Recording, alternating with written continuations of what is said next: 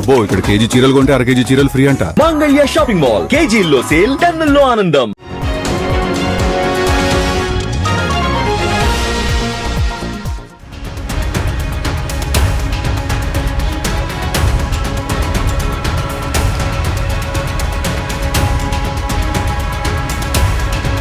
AP CM Chandrababu ఈ మధ్య కొత్త నినాదం అందుకున్నారు. కనిపించిన వాళ్ళనల్లా మీరు ముగ్గురిని కనండి, కనీసం ముగ్గురు పిల్లలైనా ఉండాలి. జనాభా ఎక్కువ పెంచితే మనకు ఎమ్మెల్యే సీట్లు ఎక్కువ పెరుగుతాయి, ఎంపీ సీట్లు ఎక్కువ వస్తాయి, మన రాష్ట్రానికి కేటాయింపులు వస్తాయి. జనాభా పెంచడమే అసలైన అభివృద్ధి. మీకేం పర్లేదు, మీరు ముగ్గురిని కనండి, నేను చూసుకుంటాను కదా అంటూ చంద్రబాబు జనాన్ని ఊదర కొట్టేస్తున్నారు. కనీసం ఇద్దరు తక్కువ కాకుండా ప్రతి ఒక్క భార్య భర్త పిల్లల్ని కనే బాధ్యత మీరు తీసుకోవాల్సిందిగా మిమ్మల్ని అందరినీ కోరుతున్నా. వాళ్ళని చదివించే బాధ్యత, భవిష్యత్తులో పైకి తీసుకొచ్చే బాధ్యత ప్రభుత్వం తీసుకుంటాం. చంద్రబాబు నాయుడు తాను చెప్పేది ఏది తాను ఆచరించాలనేటువంటిది అందరికీ తెలిసింది. వందల వేల కోట్ల రూపాయల ఆస్తులు, ఆర్థిక అంగబలం ఉండి కూడా అప్పట్లో ఆయన లోకేష్ ఒక్కరినే కన్నారు. వేల లక్షల కోట్ల ఆస్తులు, కావాల్సినంత మంది మార్బలం ఉండి కూడా ఆయన కుమారుడు లోకేష్ కూడా దేవాంశ్ ఒక్కరినే కన్నారు. కానీ జనాన్ని మాత్రం కనీసం ముగ్గురిని ఆ పైన కనమని సలహాలిస్తున్నారు చంద్రబాబు. ఒకప్పుడు నేనే మాట్లాడాను, ఒకరుంటే ముద్దు, ఇద్దరుంటే పర్వాలేదు, మూడు వద్దని చెప్పేవాడిని. ఇప్పుడు అంటున్నా నేను, మూడు కంటే పైనుంటే వాళ్ళే నిజమైన దేశభక్తులు, ఈ సమాజాన్ని కాపాడే వ్యక్తులు కూడా అని చెప్పి ఇప్పుడు చెప్తున్నా. పిల్లల్ని ఎక్కువ కనమని చంద్రబాబు చెప్పినప్పుడల్లా జనం ఇదే మాట్లాడుకుంటున్నారు. మీరు ఆచరించకుండా ఇప్పుడు జనాన్ని పెంచమని మాకు చెప్తున్నారేంటి అని చర్చించుకుంటున్నారు. 90లలో ప్రజలకి మేనరికం పెళ్లిళ్లు చేయకండి అని పదే పదే చెప్పిన చంద్రబాబు కుటుంబ ఆస్తులు బయటకు పోనివ్వకుండా తన కుమారుడు లోకేష్కి మాత్రం మేనరికమే చేశారనే విషయాన్ని పబ్లిక్ గుర్తు చేసుకుంటున్నారు. 50,000 రూపాయల జీతం తెచ్చుకున్న మధ్యతరగతి కుటుంబీకుడు కూడా ఇవాళ ఇద్దరు పిల్లల్ని కని పెంచడం చాలా కష్టం.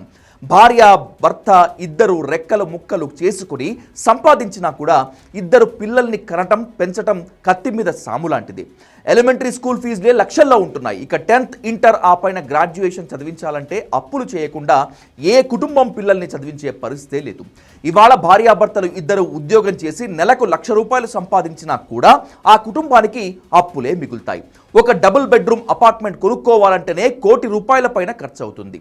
చేసిన అప్పులకు వడ్డీలు, ఈఎంఐలు చెల్లిస్తూ పిల్లల ఫీజులు కట్టుకుంటూ లీటర్కి ₹100 చొప్పున పెట్రోల్ వేయించుకుంటూ బతకటం ఎంత కష్టంగా ఉంటుందో మాటలు చెప్పినంత తేలిక కాదు. అసలు ఒక్కరిని కనిపెంచడమే చాలా ఇబ్బందిగా ఉంది. ఇద్దరు పిల్లల్ని కనీసం ఉండాలి కదా అనే ఉద్దేశంతోనే చాలామంది తమకు పోషించే శక్తి లేకపోయినా కింద మీద పడి బండి లాగుదాంలే అనే ఆలోచనతో ఇద్దరిని కంటున్నారు. అసలు గ్రామీణ ప్రాంతాల్లో ఇప్పటికీ ముగ్గురు పిల్లలు కన్న వాళ్ళ జీవితాలు ఎంత అధ్వానంగా ఉన్నాయో చూస్తున్నాం. పిల్లలకు తగిన పోషకాహారం లేక చివరికి వాళ్ళని కూలి పనులకు పంపుతూ కుటుంబంలోని 3 తరాలు కూలి పనులు చేసుకుంటూ బతుకుతూ ఉంటారు. 140 కోట్ల మందికి పైగా జనాభా ఉన్న దేశం మనది. జనానికి రోజు రోజుకి 3 పూట్ల తిండి దొరకటం లేదు. మంచినీళ్లు, రోడ్లు, కరెంటు లేని గ్రామాలు దేశంలో ఇంకా వేలాదిగా ఉన్నాయి. అధిక జనాభా వలనే మనం పేదరికంలో కూరుకుపోయామనే సామాజిక శాస్త్రవేత్తలు నిత్యం చెప్తూనే ఉన్నారు. అలాంటిది ఇప్పుడు ఇంకా పిల్లల్ని ఎక్కువ కనండి అంటే మరింత పేదరికంలో మనల్ని నెట్టేస్తారా? ముఖ్యమంత్రి చంద్రబాబు నాయుడుకి సామాన్యుల జీవితాలు ఎలా ఉంటాయో తెలియంది కాదు. స్వయంగా ఒకప్పటి ముఖ్యమంత్రి అల్లుడైన చంద్రబాబు, ముఖ్యమంత్రి కొడుకైన లోకేష్ తమ విషయంలో మాత్రం చాలా క్యాలిక్యులేటెడ్గా ఆలోచించి ఒక్కొక్కరిని కంటారు. జనాన్ని మాత్రం 3-4 కరమని చెప్తున్నారు.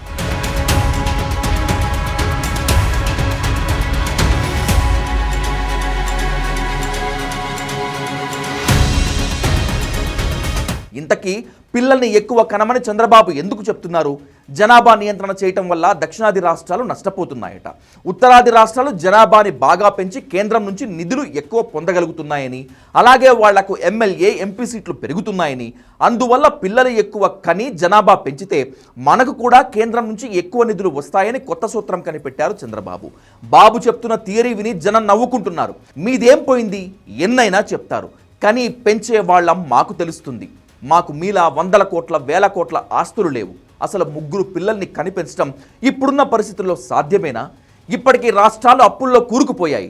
చంద్రబాబు మాటలు విని మనం కూడా 3-4 కంటే ఇక దరిద్రంలోకి వెళ్ళిపోతామని నవ్వుకుంటున్నారు జనం.